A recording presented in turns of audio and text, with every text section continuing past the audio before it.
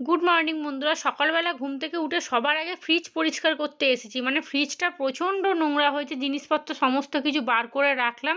আর এখানে তিশানকে দেখুন 3খানা দোকান ঘুরে তারপরে পেটাই পরোটা কিনে নিয়ে এসছে খাবে বলে। আর আমাকেও জোর করছে যে মা তুমিও খাও। আর এখানে আমি ফ্রিজ পরিষ্কার করে নিয়েছি, একটুখানি ভিম লিকুইড নিয়েছিলাম একটা রুমালের মধ্যে, ওটা দিয়ে 2-4 বার ভালো করে ধুয়ে তারপরে শুকনো একটা সুতির ন্যাকড়া দিয়ে মুছে দিয়েছি। একদম চকচক করছে, কেমন হয়েছে বলবেন কিন্তু। আর এই যে আমার ব্রেকফাস্ট চলে এসছে, তিশান আবার গিয়ে আমার জন্য পরোটা এনে দিল। ফ্রিজটা পরিষ্কার করে নিয়েছি, এবারে রান্নাঘরে এসেছি। এখানে একটু আলু ভাজা হচ্ছে, ভাত বসিয়েছি, আজকে হবে লাউ চিংড়ি। লাউটাও কেটে নিয়েছি। আর একটু পেঁপে সিদ্ধ করব, গতকাল রাতের একটু মাংসর ঝোল আলু আছে, ওটাকেই ফুটিয়ে রেখে দিয়েছি। দুপুরবেলা তিশানকে আর তন্ময়কেই দিয়ে দেবো।